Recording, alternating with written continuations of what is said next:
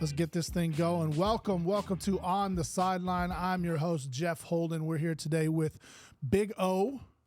God bless you. Coach Evan Hearn, and our special guest, head coach and athletic director of Archer City, Mr. Braden Ritchey. Yes, sir. Thank you for coming in. You we bet. appreciate Thank you. guys. I mean, they're already clapping for you. Yeah, that's so good. So, so what we're doing is we have a new mini series. This is the 940 On The Sideline 940 football preview. So, you have the news channel that does their thing. Mm-hmm. You got the newspaper that puts out predictions and all that. But we thought, actually Coach Evan Hearn come up with something saying, hey, what better way to get, expectations, predictions, anything than from the head coach. Sure. So we appreciate you coming in. Yeah, appreciate you guys. And so we'll just shoot you some questions. Yeah, We got let's some go. questions roundabout, and you just tell us, and we're excited to talk about and learn about Archer City football. Yeah, looking forward to it. And we all know football's king in the state of Texas, so it's going to be here before we know it. So Yeah. go ahead, Coach Evan Hearn. All right, Coach Ritchie. Like you said, we're glad that you're decided to come in and talk to us about the Archer City Wildcats. So tell us a little bit about yourself. Well, I've been a lifelong coach's kid. My dad was doing it my whole life, kind of grew up on the sideline. And On the sideline. yeah, on the sideline. There There you we go. There's a drop. Got you a drop. So as a ball boy and then got to play for my dad. And I really fell in love with the game even more. I was able to we won a state championship when I was at Boyd. I was on a team with my brother, and my dad was a coach, and so that really that's that feeling I've been chasing kind of while I went into the profession. I went to Angelo State, played football there from 2007 to 2012, and then just hopped right into coaching, hopped around to a couple different schools, and got to Archer City in 2022. Is that your first head coach? Yes, sir. Gig? Yeah, All yeah, right. that's my first head Very coaching cool. job. Yep. Very cool. So off the wall question, or not on the line, but what got you to Archer City? What made you want to? You know what? It's As your weird. first head job. In the coaching world, there's so many examples of getting that first job because of somebody or the connections. It's all about the connections. I really I was offensive coordinator at Bridgeport 2017 to 2020, and our head coach had left, and I tried to get that job. And I thought I was going to get that job. My family was established, and it didn't work out. And not only did it not work out, new guy had his own offensive coordinator, so I was kind of looking for another job. So I went to Eaton for a year over in Hazlitt. Yep. And worked with those guys over there and just made a lot of that was a very good year for me to kind of branch out and get to know some different people. But I really missed being an offensive coordinator, and that was kind of my thing. Was I want to go call plays again. That's my passion. Kids are my passion, and offensive football is my passion. But I wanted to be an athletic director too, and it just so happened that job opened up at Archer City, and I just kind of took a swing at it, and I didn't know anybody, and it just so happened that that it worked out, and I got an interview, and it just kind of fell in my lap a little bit. I really didn't have any kind of connections, but it just got lucky. So sound like you hit a home run. All right. So first question. Tell us about you guys' record last year and how far you guys went, or did you make the playoffs? How far you guys go? So we went in the regular season. We went 5-4. So we had a game that we played one quarter against Millsap, and it got canceled because of lightning. So that kind of explains the 5-4 record. So we got in the first round, and we lost to Collinsville, they were really good. That was kind of one of those games we play them 10 times. They're probably going to beat us 10 times. And so we ended the season 5-5, but I wanted to make sure and explain the lightning game. So, because 5-5 looks like you played 10 games and didn't get in the playoffs. Right. Yeah, we played 9 and got in. It was a really interesting and fun season. We taking back to last offseason, we were bringing back a bunch of guys, and it felt like there was a really good year. And we kind of we lost 3 guys, and love them to death, but they ended up at different schools, and they were 3 of our key players, and so we kind of had to rebuild in May. It was almost like losing a lot to graduation, but it just happened really late because we weren't planning on it. So we kind of had to rebuild there and started off having to try to find a quarterback, and we did that. those guys really came together in that senior class from last year. They're real special to me, and they did everything we asked them to do, and we ended up we lost 2 games by 1 point, back-to-back weeks. We lost to Haskell 34-33, and we lost to Windthorst 28-27. And so it was 2 of those just tight games away from being district champions, and that could have been a back-to-back district championship type deal. And so I was really proud of them for the way they responded. But we ended up in that 4th spot first round. So it was a really memorable season, to be honest with you. It was one of those that'll stick out for a long time. Do you think so? with you talking about losing key players last seconds leading into last year, I remember some of those kids, key players, like you said, they're key players at the schools that they transferred to, just big time playmakers. Do you think losing those type of players not only strengthened those seniors that graduated this past year, but it also lit a fire into the underclassmen that are going to be there this year of what adversity looks like and how do you overcome that? Oh man, absolutely. So that's something we're big on is it's really easy to preach adversity to your kids and tell them, we have to overcome adversity, we have to face these adverse situations, but preaching it and living it is 2 different things. So they got to live it, and they got to see their coaches show them how to respond to that, and then they got to go do it. And man, these kids that are, especially you think about a kid that wasn't going to be the quarterback and was kind of forced into that role, and now he's got a year under his belt and is returning, and things like that. It just really it builds character, and it builds a mental toughness that is going to really pay off. Yeah. All right, that's a perfect way to segue into our next question. So coming back, how many defensive and offense starters do you guys return? So that question is, it depends on the personnel that you'd be in. So like last year, we are going to lose we're taking a big hit in the receiver area. So we had a couple of really good receivers. Yeah, you had a stud. Chase. Man, Chance Warren. Chance. Yeah. Yeah. Man, he's special. He's special. And this jersey behind me, I brought is Cole Stovall's jersey. He's another Cole one. Was And he's a special player. And so we're just going to be different. So we ran a lot of 10 personnel. We had 4 receivers on the field, a bunch last year. We're returning 4 of our 5 offensive linemen, bringing back a quarterback, 1 of the receivers, a fullback. So if we're in a 21 personnel type set, we're bringing back 7 on offense and 6 on defense. That's good. Yeah. At Orthopedics Express, our primary focus is delivering exceptional care to patients with orthopedic injuries, such as sprains, strains, broken bones, and joint pain. You'll receive the expert care you need when you need it most. Simply walk in or schedule an appointment through MyChart. Located inside the Center for Advanced Orthopedics, Orthopedics Express is your fast track to orthopedic care. So you mentioned your quarterback's coming back, or after a year, he's still coming back, and you got a halfback or a fullback coming back. Yeah, and he didn't play. He played more of a receiver last year, but we got a kid that's going to play running back that will be special. He's going to be a really good player. Yeah, that's kind of, I guess, my question would be, what are some of the offensive younger classmen that might be moving up that you're excited about seeing, or excited about coming in? So that kid I just mentioned. His name's Noah Cornell. He played a little bit of receiver, really played a lot of linebacker, but he's one of those that you see him in the off season in the weight room and then out on the track, and you're like, man, this kid's got something, and he's going to be a big focal point of what we do next year. Him and a kid named Isaac Diegas, those 2 guys, we're going to move around a ton. They're going to play in the backfield. They're going to go out at receiver. They're going to move around a bunch, a lot of motions, and we're expecting big things out of those 2 guys. They're going to get a lot of the vast majority of what we do offensively is going to run through them. And of course, the quarterback, he's special. Landon Smith, he's a special player, and it all runs through him. But those 2 guys are going to be kind of the focal point of what we do. And our whole 7-on-7, our goal for 7-on-7 was to develop a receiver, because a lot of what we're going to do, we're going to have 2 backs and a tight end in the game.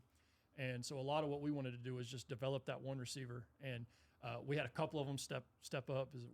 His name's Gage McCord. He'll be a sophomore. Keller Crow, Hagen Deerenwater are some names of guys that stepped up, and I feel really good about that spot as compared to what I did 3 or 4 months ago when we lost those guys.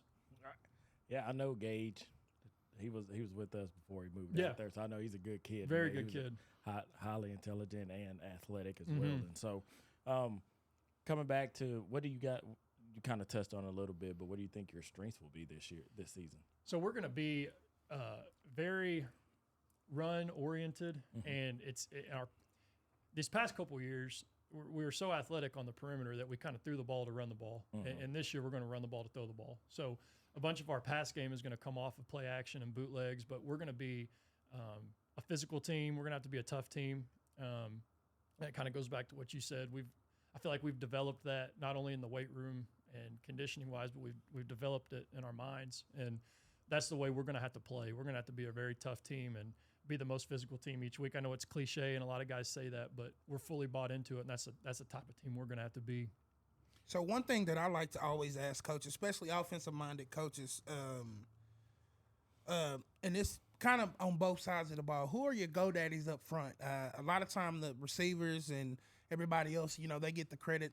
Shout out to my lineman. I have to step in and stand up for us. Good for you. But who are the go-daddies? Because we all know they're the first to get blamed. They're the first to don't really get the praise. But if they ain't blocking, the whole stands is talking about it. So, but who are the go-daddies up front to just gonna head up your offensive line and your defensive line this year? I'm glad you asked that. So funny you say that. That's what I've ever since I got to.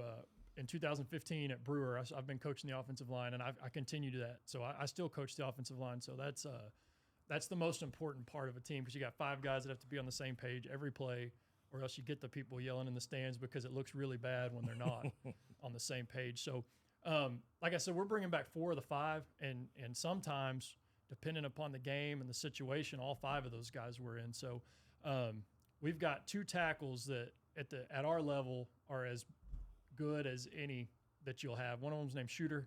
This is a great name, by the way. Shooter Canada is his name, and he's kind of what you think when you think of Archer City. He's just a tough, he gets done with workouts. We go from 7 to 9. He goes straight to work, and he works all day. Tough kid, about 6'3", 250.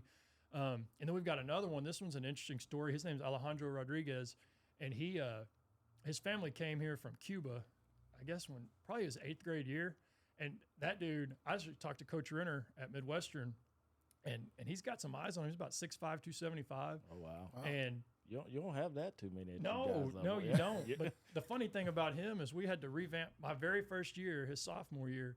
We kind of had to revamp the whole offense just for him, because he couldn't understand what we were telling him. He spoke very little English, and not only that, he played soccer. He had never played football, so he doesn't understand football, and he doesn't understand English. But you're at a 2A school with a 6'5", 275 kid. You got to put him on the field. Play, You see that guy, you block him. That's what it was. Yeah. That's what we basically made the whole offense where he was doing the same thing. But last year he came back, he understood more, knew what was going on, and this year, man, he's big, he's strong, he's got great feet. He knows he understands what we're telling him, and he's special. He's going to be a special player. And then we took our center. His name's Brody Renault. He's a 2-year starter. He started as a freshman and a sophomore. His dad went to Archer City, was a really good player. We've moved him to guard. He's a real fast, athletic kid. We're going to pull we're heavy gap schemes. We're going to pull the guards a bunch. It'll be good to get him out in space. And then Zach Allen is the other one who's returning, and he's more of what you'd picture at a small school offensive line. He's a box, and he's short and he's stout, and he's really good at what he does. So I feel really good about that group. I think that's going to be a strength of ours next year, big time, is our offensive and defensive line. And that, of course, all those same guys I just talked about, they'll be playing on the defensive line too. Okay. I'm going to throw in one more name, if you don't mind. Jonathan Clay. Okay. He's a tight end / fullback and defensive end, and he's all around. He is one of our better players, and I want to mention him too because he plays tight end, but he's just as good as those other guys up front. He's a good player. Okay. Well, it sounds like your quarterback should have well plenty of protected. He should. Yeah. He should. Those 2 bookends there. If I do my job, coach him. Yeah. We'll know who the fans be yelling at to block. They should be yelling at me if we're not blocking them. So, as we know, UIL, the district realigns every 2 years. Mm-hmm. And so, before that, talk about the non-district schedule. Let's get to that first. Okay, so our first 2 games stayed the exact same. We still got the last 2 years we've gone Quanah and then Anson, and this year we're playing Quanah and then Anson. Mm-hmm. It's just they're good teams for us to play, and we match up well with each other. And then the previous 2 years we played Millsap and Henrietta, and we have, I guess, traded them out for Nakona and Alvord. So we'll go Quanah, Anson, Nakona, Alvord, pre-district. Okay. And have you played Alvord? No, we've scrimmaged Alvord the last 2 years. We haven't played or scrimmaged Nakona. Coach Krutzinger at Nakona, he's a good friend of mine, and we kind of just started talking about it back in January, and it's a good game for the two of us. So we decided to get that on the schedule, and we don't know each other real well team wise, so that's kind of the other two we've been playing. We've scrimmaged Alvord. Nakona's kind of it'll be our first time playing each other. Archer and Nakona in a long time, really. Both 2A schools? Yeah. Yes. Yep. Just different divisions. districts. Yeah. They're 2A Division 1, and we're Division 2. Yeah. And so I that was where I started my gig at, was 2A Division 2. So I know the hands that everybody has to be on, like you said, those 4 offensive linemen playing both ways, you know. And it's a little bit of a culture shock, you know, because I was at my first 2 jobs where I went from 2 5A schools, and then Bridgeport's a 4A school, and Eaton's a 6A school. So it was 5A, 5A, 4A, 6A, and then 2A Division 2. Yeah. So, you know, which I love. I love the small school aspect, but it is. You're right. I'm glad you've been to one before. Yeah, it's a different. I it's a different remember world. we had a Midnight Madness. That was my first ever practice, and I think we had defense first. And it's midnight, and I'm juiced up, ready to go, and boom, we go have our defensive practice, and it's halftime, and I'm like, wow, dang, I did a great job. Well, I forgot we got to practice the offensive side of the ball. So we were just breaking just for defense so the kids could switch and get water for offense. So I understand, having to practice defense and offense. I don't think too many people understand how much time consumed you are to get all that done. But now going back to your district schedule, did you guys stay in the same district, or were you able to where you moved around? No, did you go where you wanted to, or we stayed the exact same? Okay. And that was one. Y'all know how realignment is. I mean, you get on there and you look at all these. You make your maps and circles. And you get all this in your head about what's going to happen. And that was a pretty anticlimactic day when we went over to the Region Center. We're all excited to see the new district is, and it stayed like to a T the exact same. And I mean that's good, but also it's you want change, and so I was looking forward to just change, and but it stayed the exact same. So if you look at the bright side of that, it's teams. We all know each other. We've all been playing each other for 2 years now, 4 years before that. So it was an interesting day, but it'll keep us comfortable. So who's all in that district? Or so that's going to be Archer, Windthorst, Seymour, Electra, Petrolia, Monday, and Haskell. Okay. The realtor we trust is Kim Roark, given to others with love. Kim was raised in this community and has been selflessly serving for over 20 years. Kim encourages everyone to thrive in their purpose. Kim is part of the Homes for Heroes program, where she gives back a portion of her commissions from each closing to all military, firefighters, law enforcement, healthcare, and educators who use her services. Whether you're looking to buy or sell, Kim is the realtor for you. Go check out the website, homesforheroes.com. Since starting from scratch in 2020 by longtime resident of Clay County, Bob Belcher, Duck Creek Disposal has quickly become one of the most trusted waste disposal service and dumpster rental companies serving the 940 community and the surrounding areas. Local to the core, they take immense pride in being a part of the Wichita Falls community. Duck Creek Disposal's deep roots mean that every customer is treated like a neighbor. Their promise is to guarantee the best customer experience in the area, and they live by it. Whether you're a homeowner, contractor, or business, they've tailored their services to suit varied requirements. Bob's hands-on approach and belief in personal connection means that when you call Duck Creek Disposal, you're experiencing a standard of service that Bob himself envisioned. You talk to real people, not a machine. Go give Bob a call at 940-257-5660. Serving the 940 community for 12 years, Allegiance Electric and Controls is the trusted go-to for commercial and industrial electrical solutions. Contact them for reliable, tailored services to keep your operations running smoothly. Please call or visit their website at aecllc.com. For all your paving and concrete needs, we trust Freeman Paving, LLC. Located in Vernon, Texas, Freeman Paving is our recommended business for concrete, paving, and dirt work. They have over 20 years of experience working right here in our community. Next time you need any concrete work, give them a call, 940-552-9496. If you're looking to treat yourself to a delicious dessert, then Yogurt Journey is the place to be. Yogurt Journey offers 12 delicious flavors of frozen yogurt with over 60 topping options. If you want something warm instead, stop by to enjoy an amazing funnel cake, fried Oreos, fried brownies, or fried candy. Yogurt Journey also offers frozen yogurt rolls, waffle frozen yogurt rolls, and smoothies. If you need a cake for your next celebration, Yojo provides custom frozen yogurt cakes. Yogurt Journey is located on Kemp Street across from Barwise Middle School and is open daily from 12 to 9 p.m. For all your roofing related needs, we choose Assured Roofing and Construction. At Assured Roofing and Construction, their hard work is based off honesty, loyalty, and integrity, ensuring that every customer gets what they deserve and is happy and stress-free throughout the entire process. When any storm damage occurs to your roof, gutters, fencing, or siding, Assured will have you covered and help you from the initial free inspection to filing your claim, meeting with adjusters, and getting your damaged property fixed properly.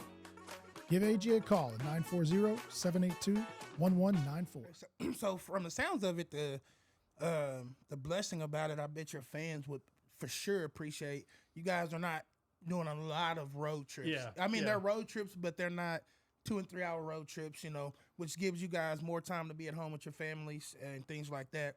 One of the games that I want to point out in your district play is the Windthorst game. Mm-hmm. I've been following that for at least since Cope was there at the quarterback in Windthorst, friends of the family. That's been do you think you can honestly say that that's a rivalry now at this point, the Arch City Windthorst game? I didn't believe people when I said it until I went to a couple of them. They were a packed house. I'm like, It was. So yeah. it's and people. I don't think people realize how close Archer is to Windthorst. It's just a road down, to get to the other one. So I believe that is a rivalry. I would classify it as a rivalry at this point. What do you do from a coach's standpoint to get your kids to? Do you have to get your kids to get up for that game, or it's just a game that's already they're there? And then I guess the second part of it, how do you keep them calm where they're playing within the game and not doing too much? Yeah, for sure. So that is I'm like you. I got here 2 years ago, and I learned how I didn't realize that was a rivalry coming in, and I learned really quickly that was a rivalry. Everybody in town let me know, and then we played at their place. I guess it was our second or third district game, and it was packed, and man, there's just a different energy about that game, and so yeah, there's no. You don't have to worry about getting the kids up for that game. It's kind of one of those deals where what you really got to do is, for example, the last 2 years, no matter what, whether you beat them, and we beat them 1 year and lost to them 1 year, no matter what, Haskell is the most physical game on our schedule. Mm-hmm. They're just a tough, physical team. And we played Haskell the week before Windthorst. And so that's one of those games where, like, man, the kids are all juiced up, and Windthorst is coming up. You're like, guys, we're about to get punched in the mouth, like for 4 quarters, and you're going to get all you want. So it's one of those deals where you have to really focus week at a time as that game starts creeping up, because they get excited for it, they get amped up, and it's one of those deals. Like, I mean, just that Archer hasn't beaten Windthorst since 2008 is the last time that Archer City beat Windthorst. And so that's 1 point away last year. Huh? Yeah, 1 point away. Came down to a 2-point conversion, and we didn't get it. So, but I wouldn't trade that, by the way. We went for 2 instead of kicking the PAT, and I'll do that every time. But anyway, so that's one of those deals where it starts getting up here, and so I think the stuff that we faced and the mentality and that we've had to build. It helps with those kind of situations where they realize they can do things they haven't done before and overcome adversity that they haven't overcome in the past. And so that's kind of the big thing with that game is that barrier that, you're talking about having to build them up or pull them back. It's getting them over that barrier. And that's just one of several different barriers. You talk about getting past a certain point in the playoffs, a certain team within your district. And that's kind of the challenge, talking specifically with those guys that I really feel good about where we're at is getting over that barrier. I think one thing before you say something, Jeff, is I'm happy you brought that up. It's because it's been in my head for a long time. Is that I think Archer right now is they're doing what they need to be, But I know the reason I say that it's a rivalry is because this just is my belief. It could have not been true. But I think Archer City, the year that Windthorst won state, Archer could have easily won. Because I think, if I'm not mistaken, Windthorst knocked Archer out the playoffs and then went on to win state that year. And I believe and I might be mistaken, but I believe it was back-to-back years. Yeah. Windthorst didn't win state in back-to-back years, but they knocked Archer out in back-to-back years, and one of them was I think it was a 2 or 3 point game. Yeah. And a 1 point game this year, and so they might be coming. Yeah, they're close games, man. And they're so you might have already answered this previously or just a minute ago, but is there a game on your calendar as a coach that you have circled? I mean, the city of Archer City probably has the Windthorst Archer City game circled, but is there one that sticks out from your previous years or whatever that coach might have just circled that a little bit extra? And I mean, if there is, let us know about that. Yeah. So the to me, I always have circled the home opener, or just the first game in general. But your homecoming game is important to me, and the reason it's important is because it, kind of like you mentioned, it's important to everybody in town. That's the one everybody comes back for, and you want them to see, you want them to be proud of what they're watching and their alma mater and their hometown, and so that's a big one to me. And then beyond that one, it's every single district game. Like I can't put one over the other. Every district game is important, and I'm what I have to do is I kind of have to pull myself back sometimes and let the kids see me being kind of calm and steering the ship, because I'm a very emotional, energetic, up and down guy, and so every one of those games feels like life and death to me. Those district games. So you could ask my wife about AAU basketball. It is life and death. Yeah, so it's hard for me to put one over the other. Every one of those district games is so important, especially in a 7-team district. Yes. I mean, they could all mean something. They could all mean something, even down to how many points you lose or win by. You know, with those tiebreaker situations. So every single district game is just, man, I have those circled for sure. The pre-district to me is about getting better and getting ready for district, and then every one of those is circled. So this was your first head coach job. So what has the town of Archer City been for you and your family, or meant for you and your family? Oh, they've been great. So that Archer City they're very welcoming. I mean, I think when we first moved into our house, it was by the next day we had people bringing us gift baskets and cards and just the small town stuff that we hadn't had because we've been at those bigger schools, and so that's really cool. Now, on the flip side of that, they're really cool. They're very welcoming. They're very nice, but they're gonna they want to know what's going on too. They got expectations. They want winners. Yeah, they want winners, and they'll catch you at the convenience store and want to talk about what's Let you going know. on, and so Probably give you some insight. Why'd you go for two, coach? Yeah. You know what? They were all pretty. They were glad we went for two. They just wish it had been a different play call. Probably, that's such a big, that. I mean, our next guest, Jacksboro head coach. I mean, he went for two in a game watched against that Holiday. play. My God, and I play Madden, so I'm like, I can go for two, But when it comes to that, it's like, man, that's a huge. But kudos to you and your staff, because I'm sure as soon as you saw the ball go in the end zone, it was no question. You're just like, it's two and nothing but it. I remember that situation. Like, it's one of those that just it's in your head, and we scored, and then we were going to kick an onside kick, and I told him, I said, if we get this onside kick, we're going to score, and we're going for two, just so everybody knows. And sure, Chance Warren, the guy we were just talking about, like, our onside kick team is just everybody goes stand on the field, and we're just going to kick it to him. And he's 6'5" and has a 38-inch vertical, so just go up and get it. And that's what happened.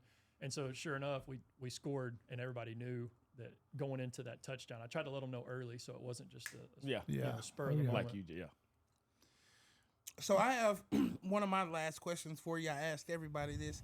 I'm going to ask it in two parts, though. The first part of it is, what's your favorite pregame meal? Oh, man.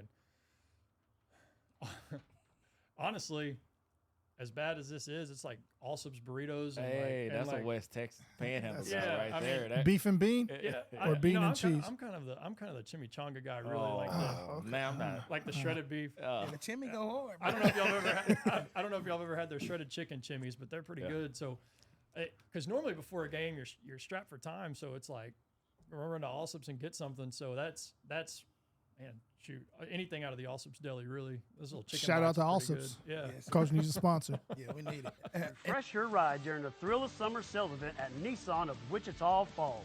Come see our great lineup of new Nissans, including the all-new Nissan Rogue and the new 2024 Nissan Frontier. Nissan of Wichita Falls has a huge selection of pre-owned vehicles and a service staff of certified Nissan technicians, backed by the best parts department in Texoma. We're locally owned and operated with a sales team you can trust at Nissan of Wichita Falls. Then my next question is, what's I guess a tradition, not tradition, but game time pregame meal that you do with the players? So something that we do is they'll do a team meal every day. Every Thursday before a game. They get together and our parents feed them, and they do that during the sub-varsity game. So they'll go eat their pregame meal and they come out and watch the sub-varsity guys play. And if it's a road game, we'll all kind of gather up in the locker room a little bit earlier, and the parents will bring us bagged lunches. Sometimes it's Subway, sometimes it's Jimmy John's, but something like that for the road. But I love getting the kids together, especially when we're not going to be on the road and we're going to be at home, and they get together and eat those pregame meals together at the school. So yeah, talking about, kind of mentioned traditions. We've kind of asked everybody, but you this is your first gig as a head coach. This going into your third year. Mm-hmm. Is there any of your tradition that you kind of started, or something that is kind of something that you want to do as a tradition in Orchard City that maybe you can explain a little bit about it? So a couple of different answers to that question. One would be what he just talked about was the Midnight Madness. That was something that I've done a couple of times. We did it at Granbury and we did it at Eaton, and I did that, brought that to Archer City, and that's something that, man, everybody's really taken to. What we've started doing is we do it for our first padded practice. Yeah. Because the first year we just did it as our first practice. Well, then it's on a Sunday night / Monday morning. Yep. Not as many people show up. It's not near as fun to watch that kind of practice. So we've moved it to that first padded practice, and that's been something that everybody likes. We make a big deal about it. We get snow cone trucks and food trucks, and it's a really cool way to get everything that going. Is pretty cool. And then beyond that, just the brand of football we play is Archer they were successful that in the previous years before I got there, but they just played a different brand of football. And growing up in the coaching world, I'm more old school than I'm 35 years old, but I'm at heart I'm older than that. I watched guys line up in the 5-2 against the I formation every single week, and week in and week out all the time. So that's kind of where my passion lies. So just changing the way that we play. And I guess the only other thing I can think of is that decal on the helmet. We took the AC logo that they always wore off the side of it, and we just put one with the cursive cats. That's pretty nice. Pretty nice. One more question that I got, and then we can probably finish up. But you mentioned briefly about the time crunch that you have on game day. Mm-hmm. What's a typical day from start to finish for a head coach in Archer City? All right. Yeah. So what will happen, we'll get up on a Friday morning, for example, we'll get there and we'll have all the kids meet in the locker room, and we'll get their jerseys handed out. Or for this year, we're going to dress up on game day. So we'll get there and we'll get them all their stuff and get their button downs put on and slacks. They may just be finding this out if they listen to this, but Hey! That's something. Yeah.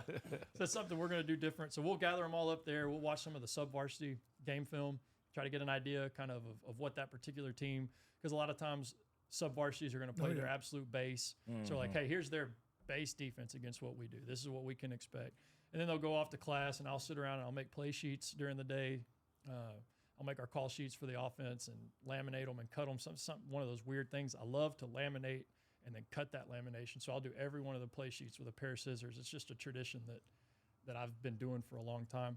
And then we'll always have the pep rally on Fridays. So they get out of school, we go to the pep rally, do the whole thing, and then we will immediately load the bus. If it's an away game, if it's a home game, we'll let them go grab something to eat. They got about 10 minutes, and they get back, and we go right into walkthroughs. So we'll do our offensive walkthroughs, defensive walkthroughs.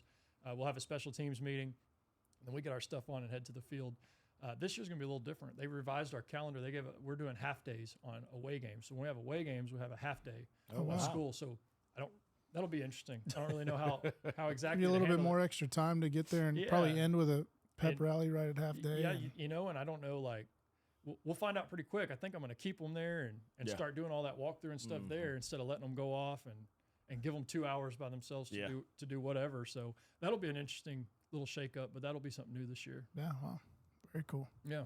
So, last question for you: what will the Archer City Wildcats look like this upcoming year? What would you say to the people and to the city of Archer City, or the people of Archer City? What you think how you guys will be looking this year?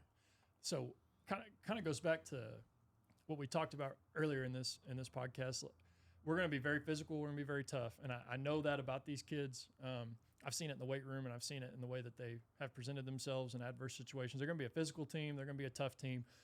As far as just outright athleticism across the board, it's not going to be what it was the past few years that they've been watching. But what we're going to have is we're going to have a much better and more physical offensive line and a physical running back and dynamic players that we can do a lot with. So I think, and we're going to have a very experienced defense as well. I think I said we're bringing back 6 defensive players, and they're going to be tough and they're going to be physical. So that's the kind of team they're going to see. And they've got a team full of guys that are they are ready and have put in the work and the time to take the next step that they haven't taken in Archer City in a long time. And I think this is a group that if they will stay the course and they will play for each other and keep all the things that they've built over the last few years, I think this is a group that could do that. Very good. So, yeah, I mean, that's pretty much it. I mean, we got to get to know you a little bit. Yeah. We got to learn about the Archer City Wildcats, and is there anything else you have for us? Or I just appreciate what you guys are doing, having me on here and having all the coaches on here to get to talk about their kids. Any opportunity to talk about your program and talk about really the kids is that's really cool for them, and I appreciate you guys doing this. Yeah, you're welcome. We all are like-minded. We're here for the kids. That's the goal. Yep, and no doubt. We're trying to think a little bit outside the box than your normal, media and stuff. So we hope that we can continue it, and we surely appreciate you coming in and allowing us not to have to travel out to Archer City and all these different locations. It's such a good idea that Coach Hearn came up with to really have you guys come in and we'll look forward to doing it more. And we look forward to covering and watching you guys. Good luck this season. Thank you. And, All right. Thanks, appreciate guys. you coming on. Yep, Appreciate it, Coach. Yep. Thank you.